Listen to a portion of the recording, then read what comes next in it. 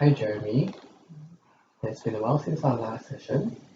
I remember in the first time that we met, talked a little bit in detail regarding some of the low moods that you have experienced, and also some of the different situations and some of the work and family factors that probably could have played a role in making you feel this way. And all this information, I mean, to me is a lot, and it does seem a little bit complicated and complex to get through. So what I find really useful in my sessions with my clients is to use this model, which we call the five-part model, to try to take a particular situation and we break it down into different aspects. So is it okay if I take some time to go through what this model means? Yeah. So every time we all live in an environment where we are affected by different situations, can be stress, triggers, or some past events from previous experiences or early childhood experiences. So sometimes a particular situation can make us feel in a certain way, or make us think in a certain way, or for our body to react in a certain way, and for us to respond or behave in a certain manner as well. So the five-part model is essentially taking a situation and breaking it down into thoughts, feelings, our behaviors, and some of the physical and bodily sensations that may come along with some of these experiences. Any thoughts so far regarding this? It's quite clear so far. All right. So what I would like now to do would be for us to get an example from your personal life that we can use for this situation. Something that gives you very strong feeling, or perhaps a recent incident that you could think of.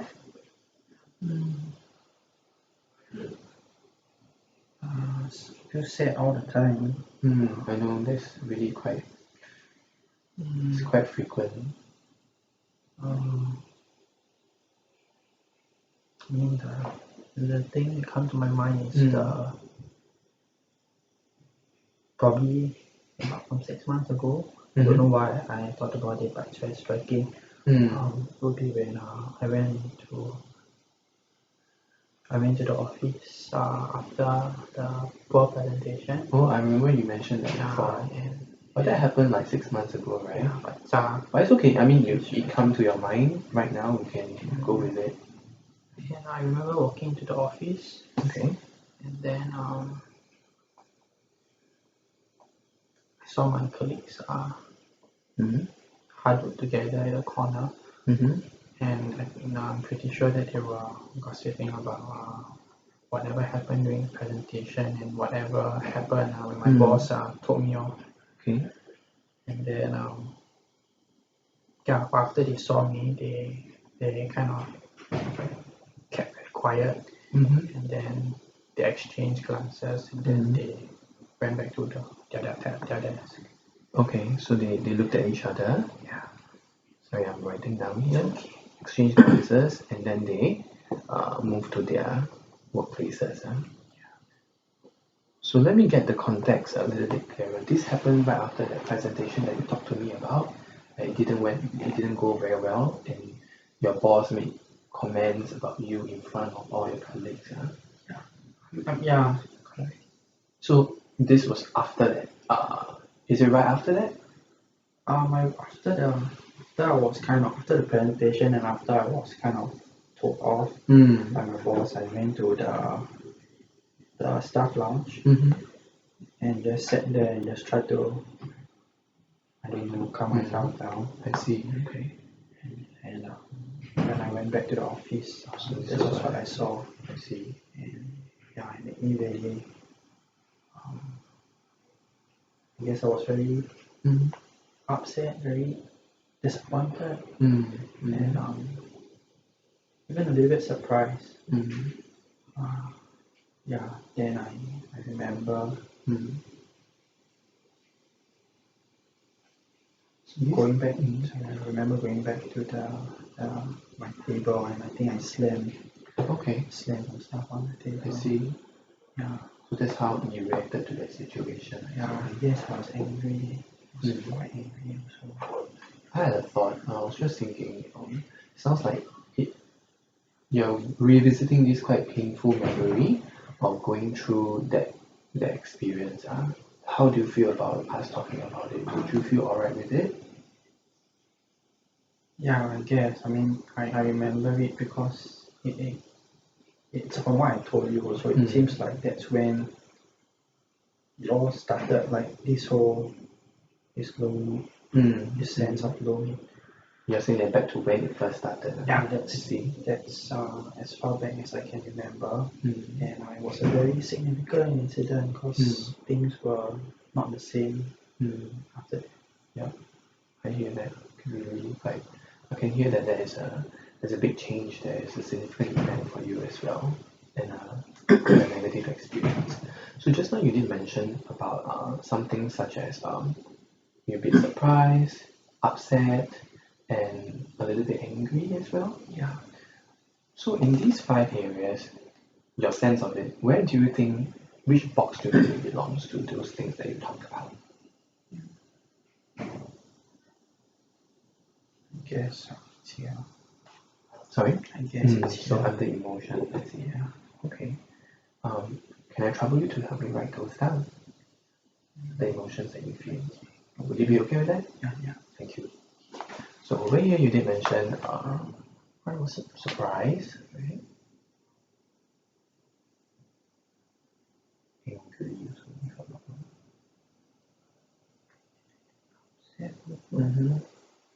I think there was one more. I think you said was it disappointed or something? Yeah, I think I said disappointed. Is it here also?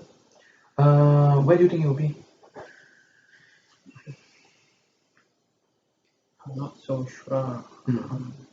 Well, if you're not very sure, okay, which is the differentiation that you're thinking of between which boxes? Here Maybe we put in the middle here first, then we can decide later on where we would want to put that in. So in terms of this, let's talk about the ones in the emotion box. You say surprise, upset, and angry.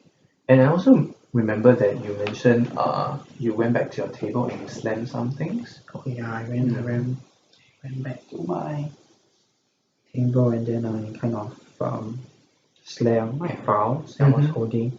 I see. On the table to like make known my displeasure.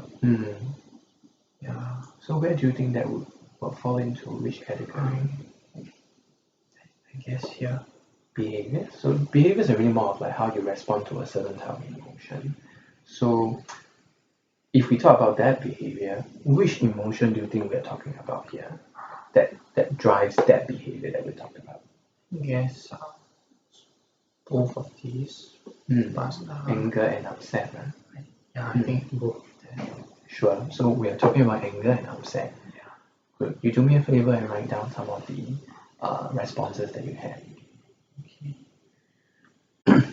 Slam.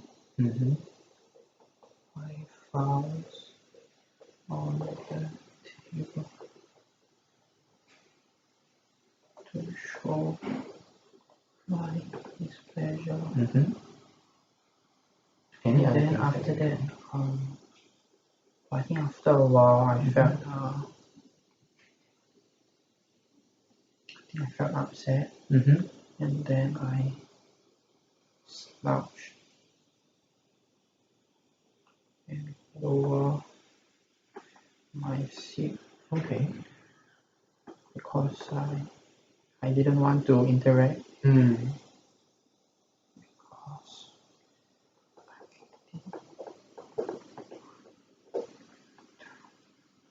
interact with your colleagues.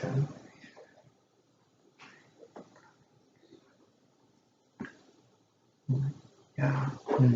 That's good. It's very detailed. I like that you are able to break that down. So it seems that really the emotions that we're talking about would be anger and upset as well. Yeah. I mean, surprise was just for a moment, I guess. A momentary. Yeah, I was surprised that my friends, my colleagues were my friends would actually do that. Yeah.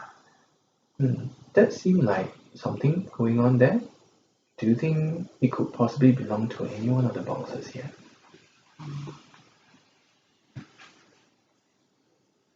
Yes, over here. What was that thinking process that you went through? Or the thoughts that you had when you came into the room, you see them huddled in a corner and they were whispering and then they suddenly keep quiet. What thoughts went through your mind?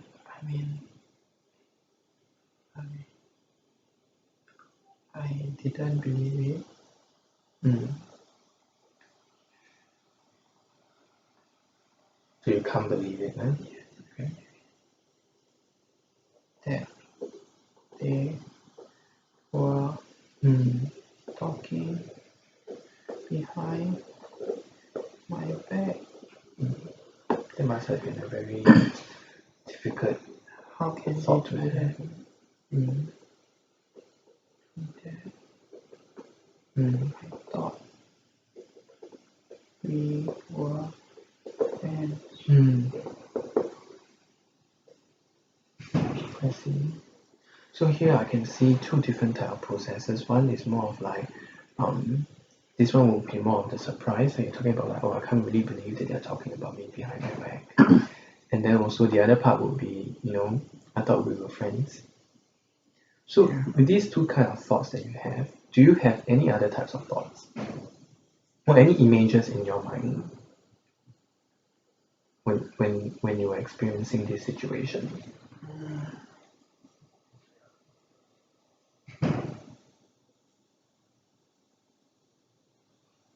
No, yes, It's I really thought meaningless. about I thought about doing something to show that I'm not happy. Which So is this was what I did. So sure. Sure.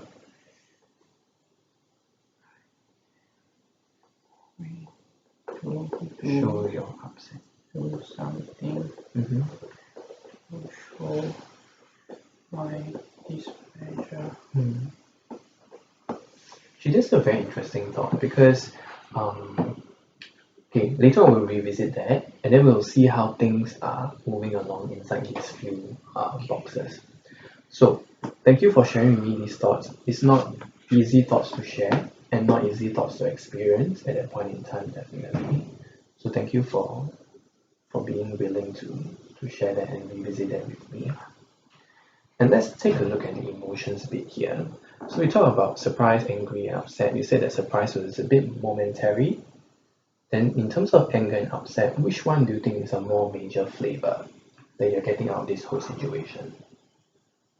I think I felt both. I guess angry came first. I mean, surprise came first, and after that I got angry, and that's why I slammed the door and all that. So that was why we led to this behavior here. And then after that, as I calmed down even more, I felt even more upset. I felt very upset. And then that was why you start to lower the chair to avoid eye contact with the rest of them. Okay. Whereas one way that we can help understand the amount of emotion and the intensity of emotions is to use a rating scale. So what I usually ask my clients to do would be to rate at that point in time the type of feeling that they are. So for example, if we're talking about anger, how much anger are you feeling? So from 0 to 100, 0 being no anger at all, whereas 100 could be I'm so angry, I'm really going to show my anger by hitting someone or something extreme. Where do you think from 0 to 100 that you were feeling at that point in time in terms of anger? 90. That's quite high. Could you help me write it down? Thank you. How about upset? Upset is more towards the back, right? You're saying. So if upset, yes. You mean after that? Yes. Or you doing them? Will you be able to differentiate between the upset or the anger? I guess maybe at first it was 50 and it become 80. I would think that. Sure. Interesting. That will be a point that we can talk about later on as well. Thank you for sharing that. Alright, so we've talked about three aspects. One aspect that we have sort of missed out would be while you're having these reactions to the situation, did you sense anything within your body? Definitely. I think when I was angry, I remember feeling very warm. Okay. Warm. Warm around my head, around my head, and also arms. Okay. Arms. So it's just warm all over. Yeah, and then breathing deeply. This was during the anger bit, right? Yes. Okay. And then I guess was that's about It's very accurate in the sense that those are the kind of physical and bodily sensations that we're looking out for. So what was I saying is that certain thoughts can drive certain type of emotions or certain type of behavior. So let's talk about, let's say for example, this thought here, when you're talking about how can they do this to me, that I thought we were friends. So perhaps that can lead to anger. And that's how you responded with anger. And with that, you actually felt these kind of emotions. So anger over here could lead to some of this physical feelings and can lead to some behaviors as well. What do you think I was trying to get at? that one part can one part may relate to another part. They are all related. So I guess the whole point of doing this exercise is to show that everything is related. Our thoughts related to our feelings, to the type of behaviors we responded with, and sometimes the type of physical sensations that we feel could be a result of some of these thoughts, behaviors, or emotions, or it can even be the other way around as well. So it can all be a little bit dynamic. So it doesn't always have to flow in this way. It can go in other directions as well. I mean, one example that I could think of would be, after your whole anger response, you went back to thinking about, you really start to think a lot more about, they were my colleagues, how can they be doing this to me? And then that become more of an upset kind of feeling. And that's where you had the behavior where you just wanted to sort of remove yourself from the immediate social situation by lowering your table down and not avoiding any kind of contact with the other people. Yeah, and we can talk about what are types of physical sensations when you feel when you're upset at that point. But I was just wondering, how do you feel about this model in terms of relating it to some of the difficulties that you experience? Yeah, it's interesting because I never realized that I was angry during now. Yeah, I didn't even. I don't think I've told anyone. I don't think I noticed that I actually slept my file until now. And when So you just think suddenly came to my mind. Yeah, it's it's nice to see the flow. Yeah. I'm glad that you saw that how things are connected in a sense, and I'm glad that you were able to think back of the experience and get a little bit more details about what happened and how you responded and all that. All these little things are relevant in our work. This is what I call data that we will work with in our sessions together. But the other thing that I would like to share would be if everything is connected in some ways together, my point would be changing an area, any aspect of this 5-part model would affect a change in another aspect. So for example, let's say, in terms of physical sensation, maybe we get you to do a little bit more of the things that you used to do. You'll start thinking some things like maybe, I'm able to do this again. You start feeling good about yourself, and then you start to do more of those behaviors. And then we see that one area can affect another. How do you think that sits well? Does it sit well with you? Makes sense, I guess. Yeah. I guess going through the session, we will definitely go down to even more specific goals on how we want to target certain parts.